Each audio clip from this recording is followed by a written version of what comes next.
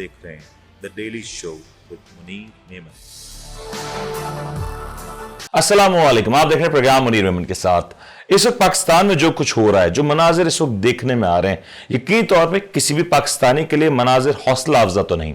इस वक्त पाकिस्तान के मुख्तलिफ शहरों में कराची, लाहौर, इस्लामाबाद, फैसलाबाद, रावलपिंडी, मुल्तान, ये वो तमाम तर वो शहर हैं जहां से इस वक्त ऐसे मनाजर आ रहे हैं कि मैं कहना नहीं चाहता, लेकिन वो मनाजर किसी भी तौर पे किसी भी पाकिस्तानी के लिए काबिल फख्र तो बिल्कुल नहीं हो सकते। इस वक्त पाकिस्तान में एक सियासी रसाकशी है, लेकिन इस सियासी रसाकशी में जो सबसे ज़्यादा दुख देने वाला जो मंजर है वो खवातीन और बच्चों के हवाले से जो मामलात नज़र आ रहे हैं। मैं आज जब प्रोग्राम के लिए आ रहा था तो मेरी एक सहाफ़ी से बात हुई और एक सीनियर जर्नलिस्ट, जब उनसे मेरी गुफ्तगू हुई तो वो गुफ्तगू करते हुए ज़ारो कतार रो पड़े और उनका सिर्फ एक ही कहना था कि 75 साल की पाकिस्तान की तारीख में ऐसे मनाजिर नहीं देखे जहां पे हम ये देखें कि खवातीन और बच्चे इस तमाम तर सियासी दंगल में शरीक हो जाएं और उस सब का खमियाजा उनको भुगतना पड़े। आज पाकिस्तान में जिस अंदाज से पुलिस या दीगर महकमे खवातीन को हिरासत में ले रहे हैं, जो मनाजिर देखे जा रहे हैं, और ऐसे मनाजिर जहां पे बच्चों के वालिदैन यानी कि माँ और बाप दोनों को उसकी आंखों के सामने गिरफ्तार कर लिया जाता है, लेकिन वो बच्चे बिलखते रह जाते हैं। ये मनाजिर पाकिस्तान की तामीर और तरक्की के लिए कैसे कारआमद साबित हो सकते हैं? इस वक्त जिस अंदाज से फोर्स का इस्तेमाल किया जा रहा है, जिस अंदाज से गिरफ्तारियां हो रही हैं, सियासी पॉइंट ऑफ व्यू उसका जो भी है वो अपनी जगह बिल्कुल होना चाहिए, लेकिन पाकिस्तान एक ऐसा मुल्क है जहां पे खवातीन और बच्चों के एतबार से हमेशा एक नरम गोशा रखा जाता है, जो आज शायद नजर नहीं आ रहा। आज इस बात की तफरीक नहीं रखी जा रही कि क्या सामने हमारे जो शख्स खड़ा है वो कौन है। ये बात तो यकीनी है कि जो शख्स सामने खड़ा है वो हमारा दुश्मन या एक ऐसा शख्स है जो इस वक्त हमें काबिल कबूल नहीं, लेकिन खुदारा जंगों में भी कोई ना कोई तमीज होती है और बहैसियत मुसलमान ये हमें सिखाया भी जाता है कि जहां पे खवातीन और बच्चे हों वहां पे जंगी उसूल तब्दील कर दिए जाते हैं। ये सब कुछ जो कुछ हो रहा है, इससे पाकिस्तान की आने वाली नस्लों के ऊपर क्या असरात पड़ेंगे? वो बच्चे जो अपनी माओ को ये देखें कि उनकी माओ को घसीटते हुए पुलिस ले जा रही है और प्रिजन वैन्स में बंद कर रही है, या वो खवातीन जो आज शादीशुदा नहीं है लेकिन उनको जिस अंदाज से घसीटते हुए ले जा रही है पुलिस और दीगर महकमे, और उनकी जो मनाजिर जिस अंदाज से अक्स बंद किए जा रहे हैं, और वो जब मनाजिर बाद में देखे जाएंगे, उनकी आने वाली नस्लें देखेंगे तो क्या पैगाम जाएगा? एक और बड़ा अहम पहलू है ह्यूमन राइट्स का। पाकिस्तान में इस वक्त जो कुछ हो रहा है, यकीनी तौर पे हम सब अपने तमाम इदारों के साथ खड़े, शाना बशाना खड़े, और हम पाकिस्तान में जमहूरी अमल के लिए हर वक्त कोशा रहते हैं। लेकिन क्या इस सब के लिए ये बात भी जरूरी नहीं कि पाकिस्तान में बसने वाले तमाम तर जो लोग हैं उनको भी बराबर का हिस्सा दिया जाए, और खास तौर पे एक वज़ादारी रखी जाए कि आखिर हम किस पैमाने पे इस तमाम तर मामलात को तोड़ लें। इसी हवाले से गुफ्तगू करने के लिए हमारे साथ इस वक्त ज्वाइन कर रही हैं क्लिनिकल साइकोलॉजिस्ट और एक बड़ी active social worker Tahira Bano, खुद एक शेल्टर होम भी रन करती हैं और हमें बेहतर तौर पर गाइड कर सकती हैं कि इस वक्त जो कुछ हमारे माशरे में हो रहा है इसका खमियाजा किस हद तक हमें भुगतना होगा, और ये जो डेंट हमने जहनों में डाल दिया, ये डेंट कितना वक्त लगेगा इस डेंट को निकालते निकालते। ताहिरा जी, अस्सलाम वालेकुम। वालेकुम सलाम Munir, thank you so much. First of all I would like to appreciate कि आपने जो सारा कुछ पॉलिटिकल सिचुएशन हो रही है उस पर बहुत सारे प्रोग्राम्स में बात हो रही है, लेकिन जो ये एक एस्पेक्ट है जिसको हम डे टू डे बेसिस के ऊपर नजरअंदाज कर रहे हैं, आपने इसको हाईलाइट करने की कोशिश की। Tahira, thank you so much. लेकिन अब जरा ये बताएं, हमने हाईलाइट तो कर दिया लेकिन हो क्या रहा है? मुझे जरा ये बताएं, जब जिस अंदाज से गिरफ्तारियां हो रही हैं और जो कुछ हो रहा है, मैं सबसे पहले बच्चों की बात कर लेता हूं। मैं खवातीन के ऊपर बिल्कुल आऊंगा, लेकिन ये बच्चों के जो जहनों में जो इस वक्त हो रहा है, आपको पता है कि हमारे यहाँ टेलीविजन के ऊपर भी जो मनाजिर आ जाते हैं, बच्चे साथ बैठ के टीवी देख रहे हो, तो अब तो मोबाइल फोन्स का दौर है, ये तमाम तर वीडियो सोशल मीडिया पर इससे ज्यादा वायरल हो रही हैं। ये जो बच्चे देख रहे हैं, और खासतौर पर वो बच्चे जो इससे डायरेक्टली अफेक्टेड हैं, जो वो देख रहे हैं जो अपने माँ बाप को गिरफ्तार होते हुए, क्या जहनों पर असर है और क्या इसका हमें इसका खमियाजा भुगतना पड़ेगा? देखिए, ये इतना बड़ा ट्रॉमा है, ट्रॉमेटिक एक्सपीरियंस है ना, किसी की डेथ हो जाना, किसी का आपसे दूर हो जाना। जैसे आपने कहा कि वो बच्चे जिनके वालिदैन को अरेस्ट किया जा रहा है, लेकिन अगर आप उसके अलावा बात करें तो प्रोटेस्ट से 9 साल के 13 साल के लड़के को पुलिस पकड़ के लेके जा रही है, फिर अगर उसको अदालत में प्रोड्यूस कर रही है तो वो पूरा इस तरह के हुलिये में है जैसे वो दहशतगर्द है।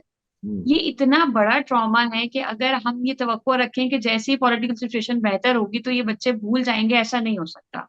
हमारे पास 62% मुनीर पाकिस्तान के अंदर जो आबादी है वो यूथ की है, राइट। तो यूथ का जो एज क्राइटेरिया बनता है वो 15-16 साल से लेके 25 साल 26 साल की उम्र है। और सबसे ज्यादा इस करंट सिनेरियो से या सिचुएशन से जो इफेक्ट हुई है वो यही एज फ्रेम के लोग हुए हैं। तो आप उनसे ये तवक्को नहीं रख सकते कि वो ये ट्रॉमेटिक एक्सपीरियंस भूल जाएंगे। फिर अगेन हम एज अ सोसाइटी इतने सेंसिटिव नहीं है कि हम इस चीज को अंडरस्टैंड करें कि नहीं इनको काउंसलिंग की जरूरत है या इनको जहनी सेहत की मदद की जरूरत है। हम वो भी एक्सपेक्ट नहीं करते, हम समझते हैं कि नहीं, इनको इस सारे ट्रॉमा के बाद नॉर्मल बिहेव करना चाहिए। आपने बात की कि ये सारी वीडियोस वायरल हैं, हर बच्चा बच्चा अपने फोन के ऊपर डिफरेंट सोशल एप्स के ऊपर ये वीडियोस देख सकता है। इसका एक एस्पेक्ट तो आया कि लोग डर गए, राइट। दूसरा एस्पेक्ट जिसको अभी हम सोच ही नहीं रहे और ये हमें शायद 10 साल बाद 20 साल बाद अपनी सोसाइटी में देखने को मिलेगा, वो ये है कि लोग हक बात नहीं करना चाहते। आपको ये अंदाजा हो गया कि अगर आप ऐसी बात करेंगे जो सामने वाले को पसंद नहीं आएगी, हक बात के अलावा भी मेरे ख्याल में इख्तलाफ नहीं करना चाहते। अगर आपको लगेगा कि जी मेरी बात सामने वाले को पसंद नहीं आएगी तो उसकी मुझे सजा मिलेगी, राइट। और वो सजा ऐसी होगी जो मुझे साला साल अपनी जिंदगी में याद रहेगी। ये जो ट्रॉमेटिक एक्सपीरियंस हम सब ने बर्दाश्त किया है या जिसके थ्रू अभी भी हम गुजर रहे हैं, ये इन बच्चों के जहनों से, इन मासूम बच्चों के जहनों से मुझे नहीं लगता कि रहती जिंदगी कभी निकल सकेगा। अच्छा तायरा, ये जरा बताएं, मैं अभी एक वीडियो देख रहा हूं, यकीन करें मेरा वो वीडियो देख के दिल दरस गया कि एक बच्चा कह रहा है कि मेरे सामने, मेरी आंखों के सामने मेरी मां को घसीटते हुए ले जाया गया, उसके वालिद को भी ले जाया गया।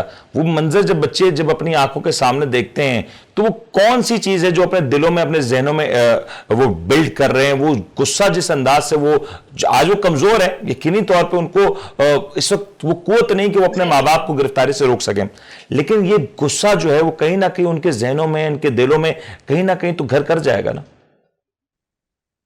मुझे देखिए ना, हमारे लिए भी अगर हम बात करते हैं तो आपके लिए जो दुनिया में सबसे हीरो होते हैं ना, तो आपको लगता है कि यार ये दुनिया में मजबूत तरीन या ताकतवर तरीन लोग हैं जिनके ऊपर आप रिलाय करते हैं। आपको लगता है कि नहीं, मेरा बाप जो है वो मेरे मेरे लिए किसी हद तक जा सकता है, कुछ भी कर सकता है। तो हर इंसान के लिए जो हीरो होते हैं वो उसके वालिदैन होते हैं।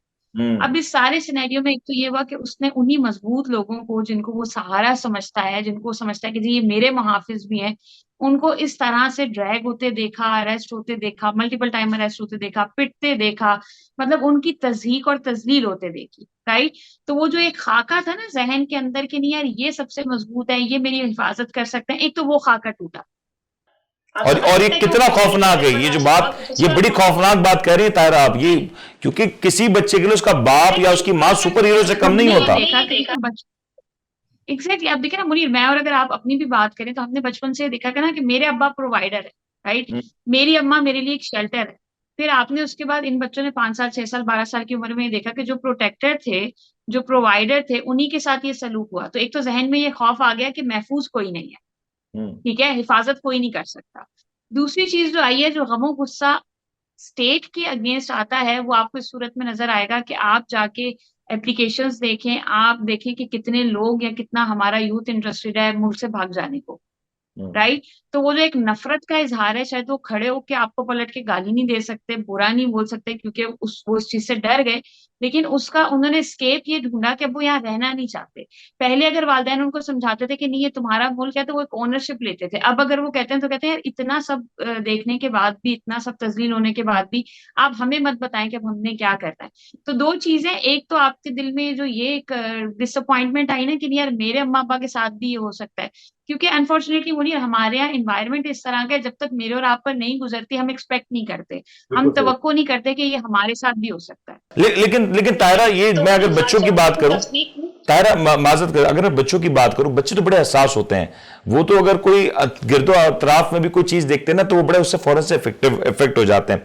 मुझे जरा ये समझाएं, मैं उन बच्चों की भी बात करते हैं ना जो इससे तमाम तर, अभी तो उनकी खेलने कूदने की उम्र है, वो शायद जानते भी नहीं कि इस मुल्क में क्या कुछ हो रहा है। जब वो ये देख रहे हैं कि हर रोज टीवी पे अब उनके वाले साहब टीवी लगाते हैं और वो देखते हैं कि यहाँ ये गिरफ्तारी, वहां पे वो मार धाड़, ये जो मनाजिर हम देख रहे होते हैं, और बहसियत मैं कहूंगा कि हमें टीवी पे दिखाने पे हम भी मजबूर होते हैं क्योंकि हमारे मुल्क में पॉजिटिव एक्टिविटीज कम है, नेगेटिव न्यूज ज्यादा है जो हम दिखानी पड़ती हैं। जब हमारे बच्चे तसलसल से जब ये सब एब्जॉर्ब कर रहे हैं तो किस तरीके से प्रोडक्टिव हो सकते हैं? ठीक है, इसमें अगर आप मुझसे इसमें पूछें कि मैं इस सारे करंट सिनेरियो को जिसको हम चेंज नहीं कर सकते उसमें क्या सजेशंस दूं, तो बेहतर ये है कि देखिए हम बड़ों को भी कहते हैं बच्चों को भी कहते हैं कि आप न्यूज सिर्फ इतना सुने कि आप वेल अवेयर रहें सिचुएशन से, लेकिन आप उसके अंदर बहुत ज्यादा इन्वॉल्व या एब्जॉर्ब ना हो जाए। कुछ लोग इस तरह से भी करते हैं कि मोबाइल पे भी वही न्यूज देख रहे हैं, वही वीडियोस देख रहे हैं, टीवी पे भी वो देख रहे हैं। अभी शायद आपको अंदाजा नहीं होगा, लेकिन इसका आपकी साइकोलॉजिकल हेल्थ के ऊपर, मेंटल हेल्थ के ऊपर बहुत नेगेटिव असर आता है। देखिए जब एनवायरनमेंट में बहुत ज्यादा नेगेटिविटी बढ़ जाती है ना, आप भी किसी दिन अगर कोई ऐसा शो करके जाते हैं जिसमें बहुत ज्यादा नेगेटिव या बहुत स्ट्रेसफुल कोई इवेंट कवर होता है, तो आपको उस दिन खुद महसूस होता होगा कि आपकी एनर्जी उस दिन कम है। अगर आप बिल्कुल। कोई ऐसा प्रोग्राम करते हैं, किसी ऐसे शख्स से मिलते हैं जिसका पॉजिटिव ऑरा है, अच्छी बातें करते हैं, तो आपको बेहतर फील होता है। बच्चों के लिए देखिए अगेन हम इसको कंट्रोल नहीं कर सकते, लेकिन जिस कदर पॉसिबल है आप उनको फिजिकल एक्टिविटीज में इन्वॉल्व करें, आप उनको स्पोर्ट्स में इन्वॉल्व करें, और कोशिश करें कि वो न्यूज के साथ सिर्फ इतना कनेक्टेड रहे कि उनको पता हो कि क्या हो रहा है, लेकिन वो उन वीडियोस को, उन तशद्दुद आमेज वीडियोस को बार बार नहीं ये देखें। ये ये पिछले बिल्कुल 2 से 3 बिल्कुल सालों सही में कहा ये है कि तायरा, ये बच्चे आपने अच्छे बिल्कुल से ठीक कहा उठते हैं। तायरा, ये आपने बिल्कुल ठीक कहा। लेकिन मुझे एक बात बताएं, ये तो वो पहलू था ना, तो जो हम बात कर रहे हैं कि इन्फेंट्स की बात कर रहे हैं या हम ग्रोइंग एज के चिल्ड्रन की बात कर रहे हैं। मुझे एक बात बताएं, ये 18, 20, 22 साल के जो हमारे बच्चे हैं, जो हमारे यूथ का हिस्सा हैं, जो इस वक्त कोई यूनिवर्सिटी लेवल पे कोई अपना ACCA कर रहा है, कोई BBA कर रहा है, हम ये देख रहे हैं कि वो बच्चों को जो कि पाकिस्तान के बहुत जल्द भागदौड़ में हिस्सा लेंगे, हमारी इकोनॉमी में, GDP में डायरेक्टली कंट्रीब्यूट करेंगे, आज उन बच्चों को पीछे हाथ बांध के, सरों पे काला कपड़ा डाल के उनको प्रिजन मैन में घुमाया जा रहा है, और उनका उनका कसूर सिर्फ इतना है कि वो एक शायद ऐसे मामले में जो शायद उससे वाकिफ भी नहीं है, उनकी लाशऊरी में वो एक हुजूम का हिस्सा थे, और उस हुजूम के कुछ लोगों ने कुछ ऐसे मामलात कर दिए जिसकी वजह से आज उनको भी इस सबसे भुगतना पड़ रहा है। ये कितना डिस्टर्बिंग है, क्योंकि एक बड़ी तादाद में, इस वक्त हजारों की तादाद में जो हमारे यूथ है वो गिरफ्तार है, और बहुत से ऐसे लोग हैं कि वो छुपते फिर रहे हैं कि अब वो कहीं पकड़े ना जाए। देखिए मैं जाती तौर पे भी मैंने देखा कि 13 साल के बच्चे के साथ एग्जैक्टली जैसे आपने एक्सप्लेन किया, यही सारा सिनेरियो, यही सारी सिचुएशन हुई। इससे दो दो चीजें बच्चे सीखते हैं। एक तो ये है कि आपको आजादी राय नहीं है, ठीक है, आप इख्तलाफ नहीं कर सकते। अच्छा, ये हमारे यहाँ अमूमी रवैया भी है कि अगर मुनीर मेरी बात से एग्री करेंगे तो मेरा रवैया मुख्तलिफ होगा, लेकिन अगर आप इख्तलाफ करेंगे तो मेरा रवैया मुख्तलिफ होगा। हम एहतराम को भूल जाते हैं, इनफरादियत को भूल जाते हैं। लोग आपसे डिसएग्री कर सकते हैं। दूसरी चीज जो आपने यूथ की बात की कि वो सीख रही है, वो ये है कि अगेन मैं वही चीज रिपीट करूंगी कि वो अब इसको एस्केप के तौर पे ले रहे हैं कि ठीक है हमें यहाँ रहना ही नहीं है।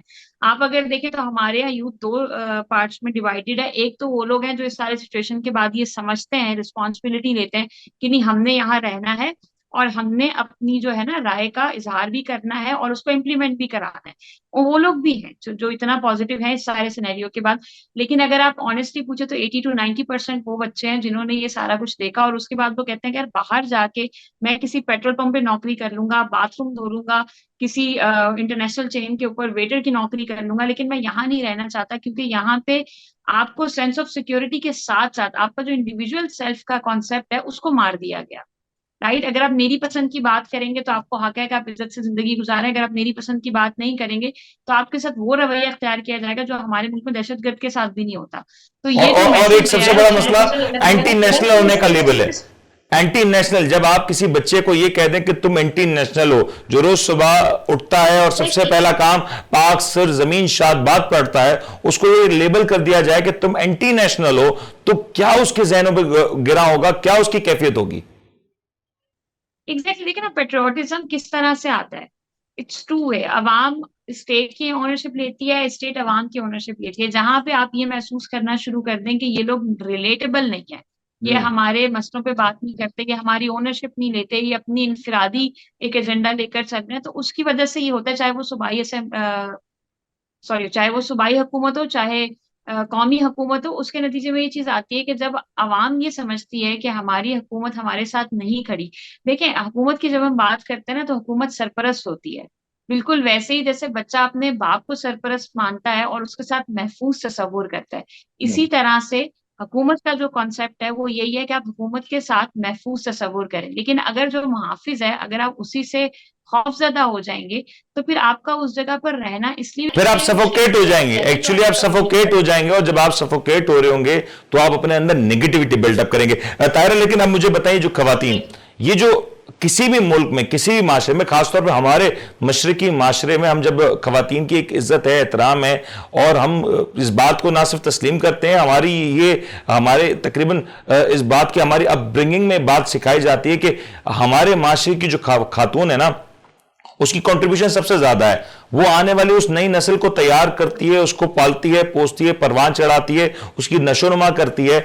आज जो खवातीन के साथ हो रहा है, और मैं हर एज ग्रुप की बात कर रहा हूं, 80 साल की खवातीन भी आज हम देख रहे हैं कि वो भी जेलों के अंदर हैं, या वो भी इस तमाम सूरत को फेस कर रही हैं। और आज 20, 22, 24, 25 साल की जो लड़कियां हैं, वो भी इस तमाम सूरत से काफी ज्यादा अफेक्टेड नजर आती हैं, क्योंकि हमने रिसेंटली ये देखा कि पाकिस्तान में खवातीन का पॉलिटिकल एक्टिविटीज में आना शुरू हुआ, और खवातीन बड़ी मुश्किल के बाद, बड़ी मेहनत के बाद, पाकिस्तान में तो ऐसे भी इलाके हैं जहां पे खवातीन वोट देने नहीं निकलती थी, और सालों तक उन्होंने वहां पे उन इलाकों में खवातीन ने वोट नहीं दिया था। अब जब खवातीन में शऊर पैदा हो रहा है, अब जिस अंदाज से गिरफ्तारियां हो रही हैं, क्या मैसेज जा रहा है खवातीन को सड़कों पे घसीटा जा रहा है, किसी के बाल पकड़े जा रहे हैं। मैं अल्फाज इस्तेमाल नहीं कर सकता, लेकिन जो कुछ हो रहा है और जो वीडियोस आ रही हैं, जो घरों पे जिस अंदाज से छापे मारे गए हैं, यहां बिल्कुल जो लोग कर रहे हैं वो गलत है, लेकिन जिन लोगों ने ये सब किया, और जो लोग घरों में जा रहे हैं जहां चादर और चार दीवारी के तकद्दुस की कोई अब फिक्र ही ना रह गई, उनको भी तो पकड़े। सिर्फ एक मजम्मती बयान से तो काम नहीं चलेगा। ताहिरा, जरा प्लीज एक्सप्लेन करें कितना ज्यादा डेविस्टेटिंग है हमारे माशरे के लिए। मुनीर, हमारे यहाँ तो खवातीन को वैसे ही बड़ा कमजोर और अकलियत की तरह ट्रीट किया जाता है ना। जैसा आपने कहा कि हमारे तो बड़े बेसिक राइट्स ही एक टाइम के बाद मिलना शुरू हुए हैं। अभी अच्छी बात थी कि माशरे में बेहतर तब्दीली आई, औरतों को ये लगा, एक इंटाइटलमेंट फील होती है कि नहीं यार, मैं भी ओपिनियन दे सकती हूँ, मैं भी बता सकती हूँ। हालांकि अगर हम तारीख देखें तो हमें बड़े फख्र से इस चीज को एक्सेप्ट करना चाहिए, क्योंकि मुसलमान खवातीन की वो हिस्ट्री रही है रसूल पाक के जमाने में, उनके बाद भी हिस्ट्री रही है कि वो सियासत में भी हिस्सा लेती रही, तिजारत में भी हिस्सा लेती रही, बिजनेस भी करती रही। लेकिन अनफॉर्चुनेटली जैसे जैसे जमाना आगे बढ़ा, हमारे अंदर जाहिलियत जो है वो बिल्कुल जो है ना वो उतरती गई, और उसके नतीजे में यह आया कि हमने लगा कि नहीं, हमने औरत को कन्फाइंड कर देना है। अभी भी देखें ना, अगेन हमारे पास इस सारे सिनेरियो से वो औरतें जो इंडिपेंडेंट समझ रही थी अपने आप को, खड़े हो रही थी अपनी पैरों पे, अब उनको घर वाले भी कहते हैं कि देखा, हमने तुम्हें कहा था ना ये नहीं करो। हमारे मुल्क में एक्सेप्टेंस ही नहीं है। अब आप बैक स्क्वायर पे आके खड़े हो गए, क्यों? क्योंकि आपने एक इनिशिएटिव लिया, आपने रिस्पॉन्सिबिलिटी से अपने घर वालों को भी कन्विंस किया कि नहीं यार, मैं ये कर सकती हूँ, मेरे पास ट्राई करने का हक है। हम बात करते हैं ना, अब वो जमाना नहीं रहा, राइट। इनफैक्ट अगर मेरे घर में भी कोई बात होती तो मैं कहती नहीं नहीं, अब वो जमाना नहीं रहा कि औरतों के साथ ये रवैया रखे। आपने 2023 में ये सब करके बता दिया कि अभी भी आप हमारे मुल्क के अंदर वही जमाना राइज है, और अगर कोई भी आवाज उठाएगा औरत को, तो वैसे ही आप इतना हक नहीं समझते ना। आप देखें ना, जिस औरत को आपने इस तरह से ड्रैग किया है, इमेजिन करें, जैसे आपने अपने इंट्रो में भी कहा था, कि उसकी सहनी सेहत पे क्या असर रहा, उसकी रहती जिंदगी पे क्या असर रहेगा, उससे जुड़े हुए लोगों पे क्या असर रहेगा। आप अपने ऊपर, मैं अपने ऊपर रख के देखूं कि अगर मेरा बच्चा ये चीज देखे, तो वो उसके जहन पे क्या असर आएगा। वो क्या दोबारा मुझे, या मेरा शौहर, भाई, बेटा, क्या मुझे दोबारा इस तरह से स्ट्रांगली स्टैंड लेने देगा? कभी भी नहीं। फैमिलीज इफेक्ट हो जाएंगे, फैमिली वैल्यूज इस चीज बिल्कुल को डिस्टर्ब हो जाएंगे इससे तो। फिर देखिए, हमारे यहाँ तो सिर्फ खौफ से ज्यादा एम्बेरसमेंट बड़ी जुड़ी है ना। आपने किसी को गाली देनी होती है तो आप माँ बहन की गाली देते हैं, बिकॉज यू नो कि ये ट्रिगरिंग पॉइंट है, राइट। सो अगर आपने उसी माँ बहन को ड्रैग किया है सड़कों के ऊपर, तो आपने अगले बंदे को इतना तजलील और तजहीक कर दिया। लेकिन अगेन, मुझे अच्छी चीज ये लगी कि इस दफा इस चीज से लोगों की आवाज बननी हुई, जो भी उनके पॉलिटिकल व्यूज हैं, दे नो इट कि नहीं, हमें रखने का हक है। अगर सामने वाला इस चीज को नहीं समझ पा रहा, इंसाफ नहीं कर पा रहा, वो उनका फॉल्ट है। पहले की तरह से जो एक बेहतर तब्दीली आई है वो ये है कि अब पहले की तरह लोग ना विक्टिम ब्लेमिंग नहीं कर रहे। जिसको ड्रैग किया है उसको जलील नहीं कर रहे, उसको बुरा नहीं समझ रहे, उन वीडियोस को कॉन्शियसली वायरल नहीं कर रहे, उनको बुरा नहीं बोल रहे, जिन्होंने किया है उनको पॉइंट आउट कर रहे हैं। तो वो भी एक सेगमेंट हमारी सोसाइटी में, वो भी एक सेगमेंट है ताहिरा हमारी सोसाइटी में। लेकिन आपने बिल्कुल राइटली इस बात को पॉइंट आउट किया कि यकीन तौर पे इसके असरात हैं और दूरअस असरात हैं। लेकिन मैं ब्रेक पे जाने से पहले हाथ जोड़ के गुजारिश करूंगा, जो मैं पहले भी कर चुका हूं, खुदारा इस तरह के अमल से बिल्कुल दूर रहें। यकीनी तौर पे हमारे माशरे में अदम बर्दाश्त इस हद तक फैल चुका है कि हम एक दूसरे की गुफ्तगू सुनने के लिए तैयार नहीं, और किसी की बात बर्दाश्त करना तो अब हमारे तसव्वुरात से भी बाहर हो चुका है। लेकिन जितने भी मामलात हैं, जितने भी इशूज हैं, अपने इदारों का, अपने मुल्क का, सबसे पहले पाकिस्तान, हमारी आवाम, हमारे इदारे यकीनी तौर पर हमारे सर का ताज है। लेकिन जो कुछ इस वक्त मनाजिर हो रहे हैं, जिस अंदाज से गैर इंसानी रवैया, मैं कहूंगा क्लियरली कि गैर इंसानी रवैया भी देखने में आया बहुत सी जगहों पे, उसको खुदा के लिए कंडेम करें और उसको रोकें, क्योंकि ये ना रुका तो हमारा मुस्तकबिल इस सब के बाद दांव पे लग जाएगा।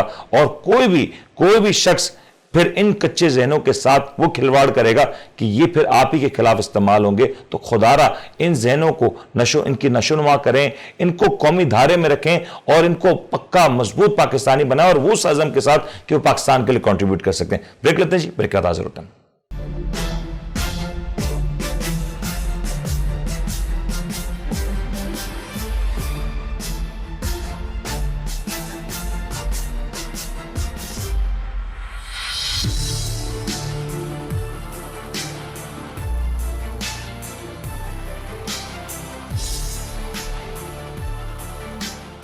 आप देख रहे हैं the daily show with Munir Memon.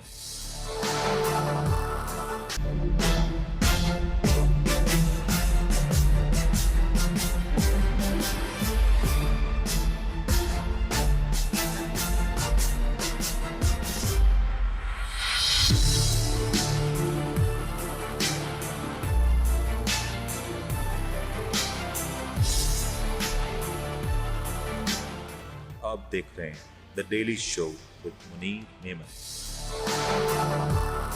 Programme में आपको एक बार फिर से खुशामदीद कहते थे। तस्करा होता कि पाकिस्तान में जो उमूमी तौर पर सूरत हाल है, हम देखा कि 9 मई के बाद से जिस अंदाज से हालात बदले हैं, वाक़यात बदले हैं और पाकिस्तान तहरीक इंसाफ के लिए मुश्किलात में हर रोज़ इजाफा नज़र आ रहा है।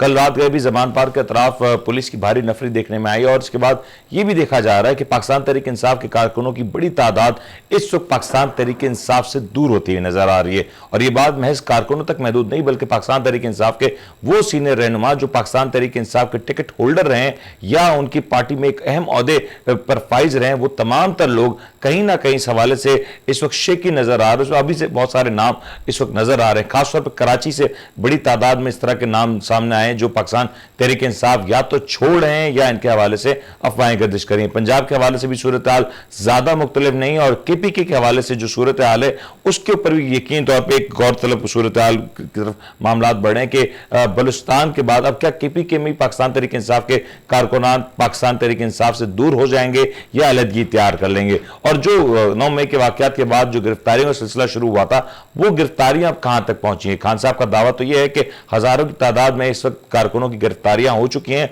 और भी गिरफ्तारियां की जा रही हैं। पाकिस्तान तहरीक इंसाफ के मुख्तलिफ रहनुमा इस वक्त भी रूपोश हैं और अभी भी कोशिश की जा रही है उनको पकड़ने की, उनको जेर हिरासत करने की। इसी हवाले से गुफ्तगू करेंगे, हमारे साथ ज्वाइन कर रहे हैं जनाब फजल हक साहब। इनसे जरा जानने की कोशिश करते हैं कि ये जो कुछ इस वक्त सूरत हाल है इसका KPK में क्या असर पड़ता नजर आ रहा है। फजल हक, अस्सलाम वालेकुम।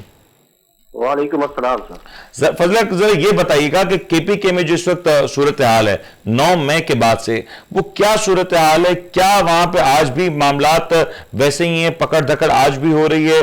और कितने इस वक्त लोग उमूमी तौर पे एक मोहतात अंदाजे के मुताबिक अब तक गिरफ्तार किए जा चुके हैं?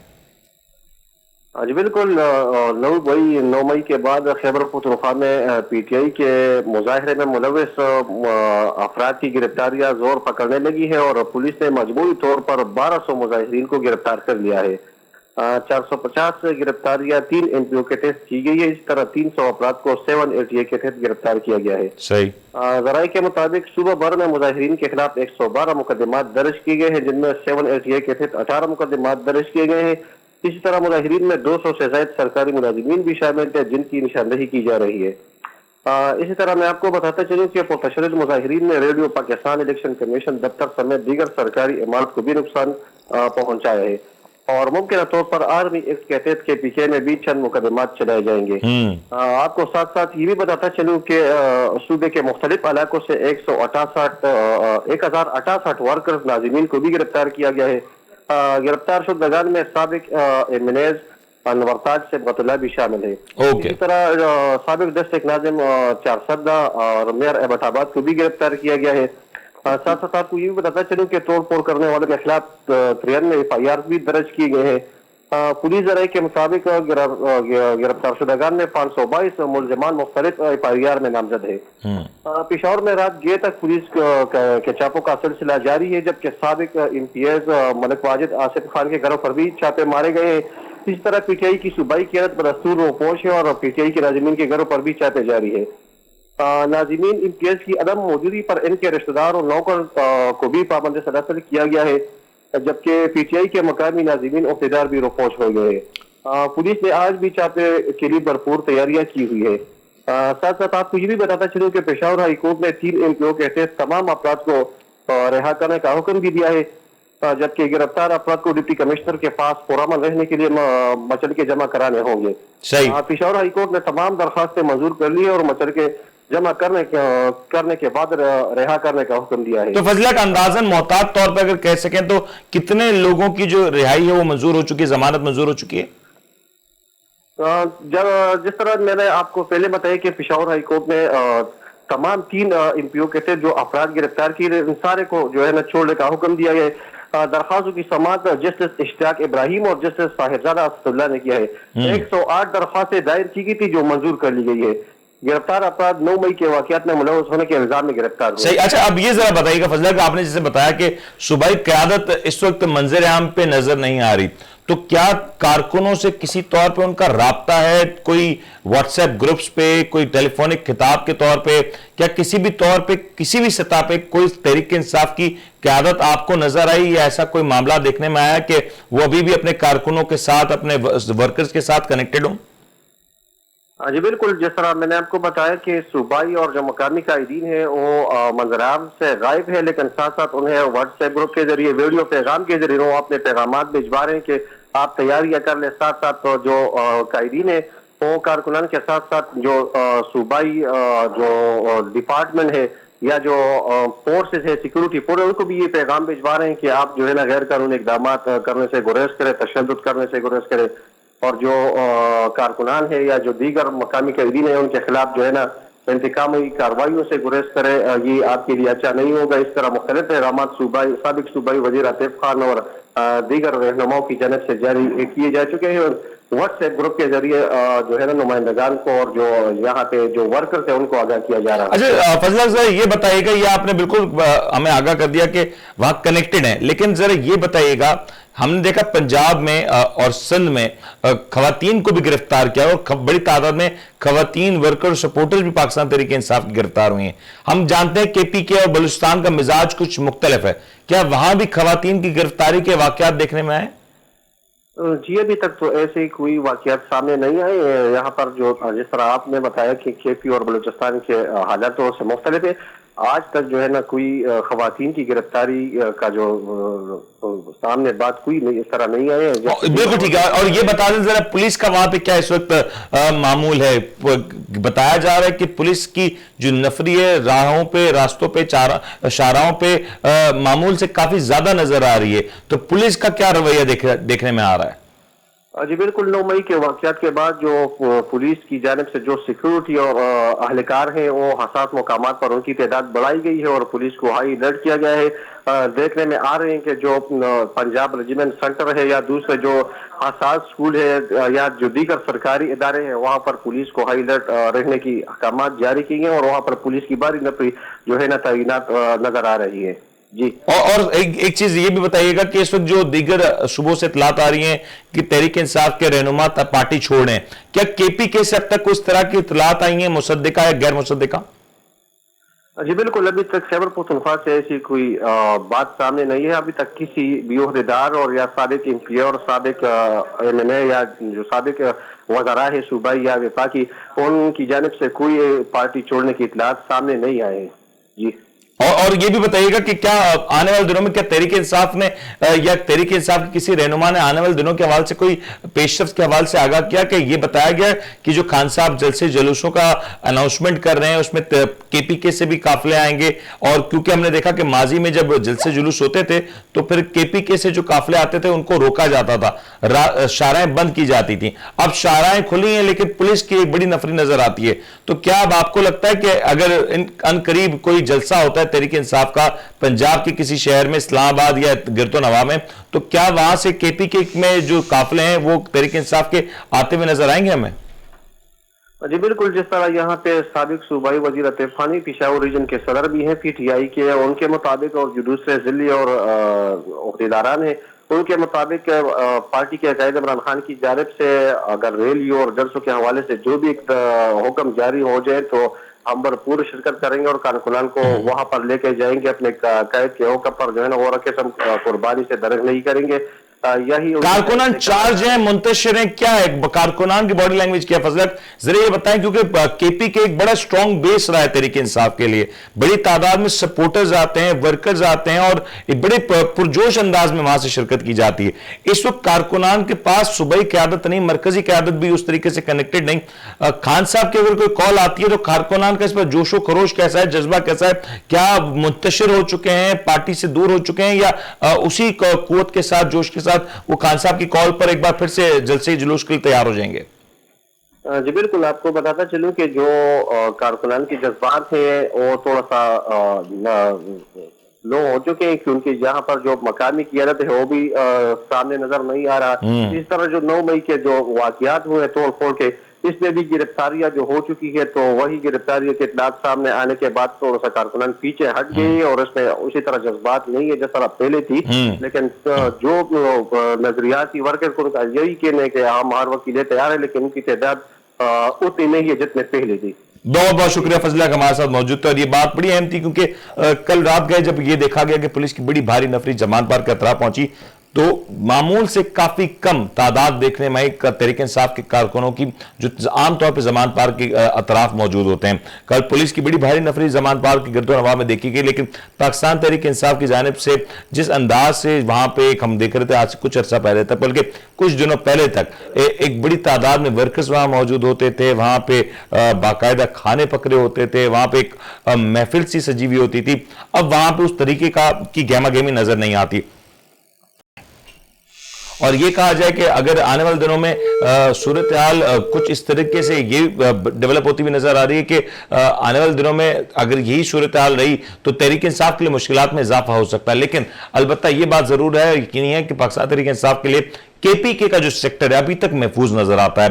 केपीके से अब तक कोई बड़ी तादाद में इस्तीफे नहीं आए, कोई इस तरह की इतलात भी नहीं आई, और यह कहा जाए कि केपीके की पूरी इस वक्त जो क़यादत है वो तहरीक इंसाफ के साथ इंटैक्ट नजर आती है, तो गलत ना होगा। यह बात यकीनी है कि इस वक्त सूबाई क़यादत का ग्राउंड पे ना होना तहरीक इंसाफ के लिए मुश्किलात में ना सिर्फ वो इजाफा कर रहा है, बल्कि ये एक और चीज की तरफ भी निशानदेही कर रहा है कि कारकुनों को किसी भी तौर पर अगर कोई कॉल आती है, कोई इस तरह का मामला होता है, तो कंट्रोल करने वाले कोई ऐसे वहां पर रहनुमा नहीं होंगे जिनकी बात इस वक्त कारकुनान सुनते हुए नजर आए।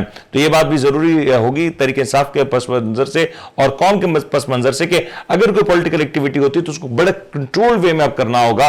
और जिस अंदाज से खान साहब अक्सर जलसों की बात कर रहे होते हैं, एहतजाज की बात कर रहे होते हैं, ये जो कुछ मामला हैं इसमें यकीनी तौर पर जो मकामी लीडरशिप वो बड़ा अहम किरदार अदा करती है। उम्मीद करते हैं जो हो बेहतर। और ये बात बड़ी अहम है, आखिरी में जरूर करते चलेंगे, पॉलिटिकल प्रोसेस आगे बढ़ना चाहिए। हमारा जो जमहूरी स्ट्रक्चर है उसको उसी तरह पर अगर आगे ना बढ़ाया गया और उसमें यह देखा गया कि कोई ऐसा ब्रेकडाउन आ जाता है जो कि किसी भी तौर पे इस सिस्टम को नुकसान दे, तो यकीन तौर पे इससे तमाम पॉलिटिकल फोर्सेस का नुकसान होगा। उम्मीद करते हैं जो हो बेहतर। अपने मेजबान में इजाजत, अपना ख्याल रखिएगा। अल्लाह हाफिज।